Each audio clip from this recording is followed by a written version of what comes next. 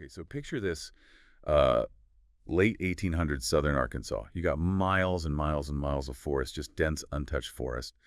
And logging, it was happening, but it was nothing like what was about to hit. Right. It was like a powder keg waiting for a spark. A ton of potential, just waiting for someone to come and unlock it. And that spark arrived in the form of a guy named Edgar Woodward Gates. But everyone called him Cap Gates.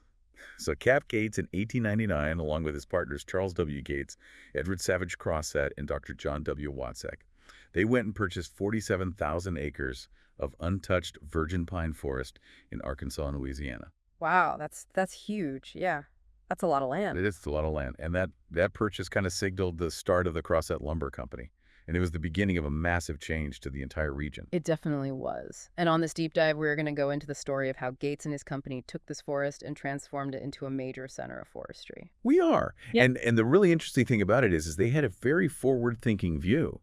They were focused on sustainability from the beginning, which is pretty unusual for that time period. Yeah. And it's going to be fascinating to contrast their approach with what everyone else was doing at the time. Because back then, people were not thinking long-term. They were just clear-cutting entire forests and then moving on. Yeah, cut out and get out, they called it. But before we get into all that, the forestry and sustainability stuff, it's important to remember that Gates faced some really significant challenges right from the start. Oh, absolutely. He was coming into a region with its own existing way of life and trying to build this huge operation in a very remote, very wet area. And, well, that's not easy. It wasn't. Yeah. So let's talk about some of those challenges. First off, you had the local population. Those people were farmers, and they depended on hunting in these forests, both for food and as a way of life. Right. It was part of their culture, their identity. And suddenly Gates shows up and starts cutting down their forests. Exactly. Yeah. So it's not surprising they weren't exactly thrilled about it. I mean, we're talking threats, we're talking people setting fires, and even sabotaging trees by driving metal spikes into the trunks to damage the sawmills. It was serious resistance. It's understandable, though, right? Their livelihood was being disrupted. Their way of life was being challenged. Change like that, especially when it's imposed from the outside, can be really hard to accept. It can. But to Gates's credit, he was incredibly persistent.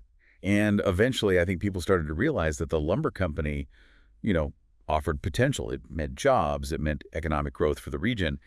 And that started to outweigh the initial resistance. Yeah, economic opportunity often has a way of shifting perspectives. It does.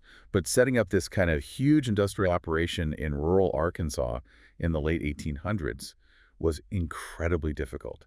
They picked this place that was so remote and so wet, it was almost impossible to get anything in or out. It's hard to even imagine how they managed to build anything there. Well, the first major hurdle was building a spur railroad line to connect with the main rail network. That was essential for getting equipment supplies, everything they needed. Yeah, but building a railroad through swampy land can't have been easy. It wasn't. The ground was so waterlogged that it was almost impossible to lay a stable track bed. Wagons would get stuck. They'd sink up to their axles in the mud. So what did they do? They got creative. They built these wooden slides, these kind of makeshift sleds. And they literally dragged their heavy machinery across the bogs. Even some of the houses they rented for workers, they dragged them across on these sleds. Wow, talk about determination. I mean, that just shows how committed they were to making this work. It really does. And once they had a basic foothold, they started to build the town of Crosset. And it grew incredibly quickly. Housing, schools, churches, everything. It was a classic company town. A town built entirely around the needs of the lumber company. Exactly. And Gates, he had a very clear vision for what he wanted this town to be like. There's a great anecdote about a local farmer who tried to get a license to open a saloon right outside the town limits. Oh, I've heard about this. What did Gates do? Well, there was an Arkansas law that said if you could build a church within 3 miles of a proposed saloon, you could blast the license. So he built a church. He did, in 24 hours. They built a church 16 by 32 feet, brought in a preacher to dedicate it, and just like that, no saloon. That is amazing. It shows how much control he had over the town and how he wasn't afraid to use it to shape the community. It does. Okay, so we've talked about the challenges they faced, but now let's talk about the forestry, because this is where the Crosset Lumber Company really stands out. Yeah. At this time, most logging companies were just focused on short-term profit. Right. The standard practice was what they called cut out and get out. You'd clear cut an entire forest, take all the valuable timber, and then just move on to the next one. Yeah, and that left behind a lot of environmental damage. It devastated entire ecosystems. It did. It was all about making as much money as possible, as quickly as possible, with no thought for the future. But Gates, he had a different vision. He understood that the forest was a renewable resource, and he actually wanted to stay and cross it for the long haul. So he started thinking about sustainability. That was incredibly forward-thinking for the time. Most people didn't even consider that as a possibility. He didn't just talk about it. He actually put his money where his mouth was. He partnered with the Yale University School of Forestry and started hiring trained foresters. These were people with scientific expertise in managing forests. Wow. Bringing in that kind of academic knowledge, that's really impressive. It shows a real commitment to doing things right. It does. And they implemented a bunch of innovative practices. Instead of clear cutting, they started doing selective cutting. So they would carefully choose which trees to harvest and leave others standing to provide seeds for the next generation of trees. That's so smart. And it ensures that the forest can naturally regenerate itself over time. Exactly. And they also created dedicated fire prevention squads. They understood that uncontrolled fires were a huge threat to their investment. Yeah, fire prevention is absolutely crucial for sustainable forestry. It is. Gates even compared what they were doing to farming. He said, "We have proved to our own satisfaction that a forest can be farmed as practically as can a cabbage patch or a cornfield. It takes longer, of course. But in principle, timber farming is not different from vegetable farming." That's a fantastic analogy. It really highlights the idea of thinking long-term about managing a renewable resource. It does. And to really put this commitment into practice, they established the Crosset Experimental Forest in 1934. This was essentially a giant outdoor laboratory where they could test out different forestry techniques and track their results. That's so important for developing evidence-based forestry practices. You need to be able to see what actually works over the long term. Exactly. Okay, so they had this incredible vision for sustainable forestry. But now let's talk about the actual operation of turning all that timber into lumber, because this was a massive undertaking. It had to be. I mean, we're talking about tens of thousands of acres of forest. We are. So initially they built a small sawmill, mostly to produce lumber for their own needs, for building the larger mills and houses and all that. But soon they constructed two much larger pine mills and a dedicated hardwood mill. So they were processing both types of wood right from the start. They were. And the scale of these operations was just amazing. The two pine mills together could produce around 250,000 board feet of lumber per 10-hour shift. Now, a board foot, that's a standard unit of measurement for lumber. It's a piece of wood 1 foot long, 1 foot wide, and 1 inch thick. So 250,000 board feet is a lot of wood. That is a staggering amount of production. And they had the hardwood mill on top of that. They did. That one was smaller, but it was still putting out a very respectable 50,000 board feet per day. And when you add it all up, they were claiming an annual production capacity of 84 million board feet. To meet that demand, they estimated they needed to harvest timber from about 35 acres of forest every single day. That gives you a real sense of the scale of the operation. They were cutting down a lot of trees. They were, but they were doing it in a way that was designed to ensure the forest would continue to thrive. And the mills themselves were incredibly advanced for the time. They had band mills, which use a continuous blade to cut logs more efficiently. They had dry kilns to carefully dry the lumber so it would be stronger and less likely to warp. And they had planer mills to give the lumber a smooth, finished surface. Band mills were a big step forward in terms of technology. They allowed for much faster and more precise cutting. They did. And here's another interesting detail. They initially powered all of these massive steam engines that ran the mills using waste products from the sawmill itself. What, like sawdust and things like that? Exactly. They were burning the slabs of wood and the sawdust to generate steam. It was incredibly efficient, and it reduced waste. That's so clever. They were basically creating their own fuel source. They were. And they even adapted that small sawmill to process hardwoods. Initially, they subcontracted that out, but eventually they brought it in-house. They wanted to use all the resources they had available. It makes sense. Why let valuable timber go to waste if you can find a use for it? Exactly. Okay, now let's talk about transportation, because this is crucial. Obviously, you can't run a massive lumber operation deep in the Arkansas wilderness without a way to get the logs to the mills and the finished lumber out to market. And in the early 1900s, that meant railroads. Trucks weren't really a viable option yet. Right. So they needed railroads for everything. They were transporting heavy equipment merchandise for their company, store their workforce, and, of course, all that lumber. Eventually, the existing Mississippi River, Hamburg, and Western Railroad extended its line into Crosset. That must have been a huge relief. Having that direct rail connection would have made everything so much easier. It did. But before the railroad arrived, they were relying on oxen teams to haul everything. It was slow and incredibly difficult, especially given the wet terrain. I can imagine. Those oxen must have been working overtime. They were, but they were essential. They even used oxen to haul in all the heavy machinery for the mills before the railroad was built. That's just incredible to think about, the sheer amount of effort involved in all of this. It was a massive undertaking, but they were determined to make it work.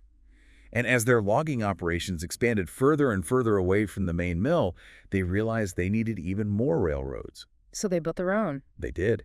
In 1905, they formed the Crossett Railway Company, or CRC.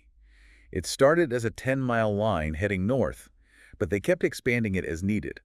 Eventually, it became the Ashley, Drew, and Northern Railway, or AD&NR. Having your own railroad would have given them so much more control over their operations. They could access timber in areas that were previously too difficult to reach. Exactly. And they used a variety of locomotives. They had the standard rod locomotives for the main lines, but they also used these special Shay locomotives. Shay locomotives. Those are those unique-looking ones with the gears, right? They are. They were designed specifically for logging railroads.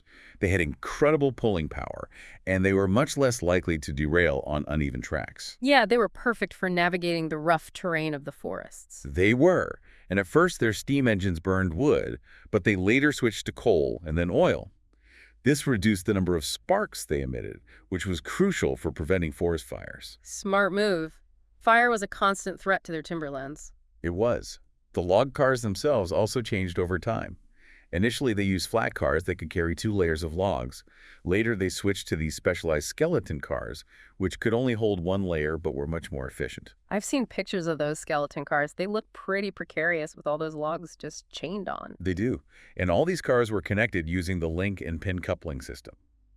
This is a pretty basic system, but it was also really dangerous for the workers who had to manually connect the cars. Yeah, it was a common cause of injuries, but it was the standard system at the time. It was. Yeah. Okay, so once the logs arrived at the mill, they were stored in this huge mill pond. I've heard about that mill pond. What was its purpose? Well, it served a couple of important functions. First, it helped to wash off all the dirt and grit from the logs.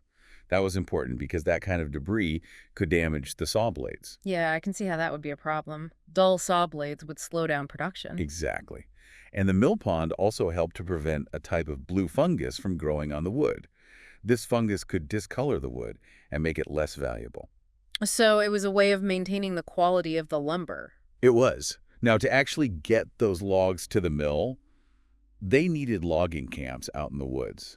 And the early camps were pretty rough. Living conditions weren't exactly luxurious, I imagine. They weren't. They had these portable houses that were basically just wooden boxes on skids for the married workers.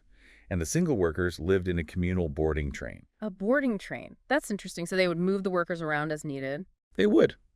It was a way to keep the workforce close to the logging operations. In the early days, they had 4 numbered camps, and then they started naming them after the foreman, like Duncan and Dunnigan camps. I've seen some old maps that show the locations of these camps. They were spread out all over the company's land. They were. Later, they started establishing what they called contentment camps, with names like Hickory Grove and Prairie du Butte. Contentment camps. What were those like? Well, they were a big step up from the early camps. They had better hygiene facilities, and they started adding recreational amenities like YMCA buildings and tennis courts. That's interesting. It shows that they were starting to think about the well-being of their workforce. They were. They were starting to understand that if they wanted to retain workers, they needed to provide them with more than just a place to sleep and eat. It makes sense. Happy workers are more productive workers. Exactly. Now, there's one historical account that mentions hot lunches being delivered to the loggers by these boarding trains. But based on our other sources, that doesn't seem to be accurate. It seems the loggers actually just carried their own packed lunches. Ah, okay. So no mobile hot meal service in the woods. Not yet. The last and largest logging camp they built was simply called Crossett Camp. They established it around 1920. And this one was different. This was a permanent camp. They designed it like a small town with proper houses, running water, electric lights, a YMCA schools, and a company store. Wow, that sounds like a major upgrade from those early camps. It was. They were trying to create a real community for their workers and their families. It sounds like a fascinating place to live, sort of a self-contained world out in the middle of the forest. It was.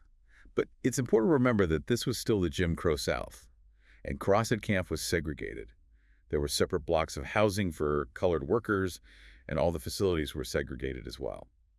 That's a sad reminder of the pervasive racism of that era. Even in a company town like this, segregation was the norm. It was. Sadly, Crossett Camp was eventually closed down in 1934, probably due to changing economic conditions and a shift in their logging practices. Some of the buildings and houses were actually moved to the main town of Crossett. That's interesting. I wonder what it was like for those families to be uprooted from their community like that. It must have been difficult. Okay, so as we move into the mid-1930s, we start to see a shift towards contract logging. The Crossett Lumber Company started relying more and more on independent contractors to handle the actual logging operations. That makes sense. Outsourcing can be a way to cut costs and reduce risk. It can. And this wasn't an entirely new concept. They had used contract loggers before, but now it became a much more significant part of their operations. So how did it work? How did these contract loggers operate? Well, they would typically cut timber in areas near the existing spur rail lines. Then they would skid the logs to loading points, mark them for identification, and get paid based on the measured volume of timber they delivered. It was basically a piece rate system. The more they cut, the more they earn. Exactly. And this shift coincided with another major change, the rise of trucks. After World War I, automobiles and trucks became much more readily available, and trucks offered a significant advantage over railroads for accessing smaller, more scattered stands of timber. Yeah, you don't need to build an entire rail line just to reach a small patch of trees. You don't. And this led to the emergence of smaller independent sawmills that could utilize truck-hauled timber. By 1945, the Crossett Mill itself was modified so that trucks could directly unload logs there. That's a clear sign of how important trucks had become. It's amazing how quickly trucks transformed the logging industry. It was a real game changer. It was. Now, it's worth mentioning that the Crossett Lumber Company wasn't just focused on producing standard lumber. They were always looking for ways to diversify and make use of all their resources. Right, they were pretty innovative in that regard. They were. In 1914, they founded the Crossett Silo Company to manufacture silos using local timber. And in 1931, they started the Crossett Chemical Company, which produced charcoal and other chemical products using smaller diameter hardwoods. Those hardwoods weren't really suitable for lumber, so it was a smart way to find a use for them. It was. And they later added a hardwood flooring plant. And in 1937, they made a major investment in a pine-based pulp and paper mill. That was a big step. Pulp and paper was a growing industry. It was. And throughout all these changes and expansions, that core vision that Cap Gates had established, that commitment to sustainable forestry, remained a guiding principle. It's remarkable how that vision persisted even after Gates himself was gone. It is. And that's really what makes the story of the Crossett Lumber Company so fascinating. They managed to transform this vast wilderness into a thriving industrial center. But they did it in a way that was surprisingly progressive and forward-thinking. It's a great example of how economic growth and environmental responsibility don't have to be mutually exclusive. Exactly. So we've seen this incredible journey, haven't we? From untouched forests to a major industrial hub, from unsustainable logging practices to pioneering sustainable forestry. We've seen the evolution of logging technology, from oxen to railroads to trucks. And we've glimpsed the unique social dynamics of these company towns. It's a reminder that history is full of surprises. You wouldn't necessarily expect to find such a forward-thinking approach to forestry in rural Arkansas in the early 1900s. You wouldn't. And it really makes you think about the key elements that are necessary for industries today to achieve both economic success and environmental responsibility. It's a challenge that we're still grappling with. So as we wrap up this deep dive, I'd like to leave you with this question. What lessons can we learn from the Crossett Lumber Company about balancing economic growth with environmental stewardship? It's a question that's more relevant now than ever before. It is, and I encourage everyone to explore this topic further. There's a lot to learn from the history of forestry and the complex relationship between industry and the environment.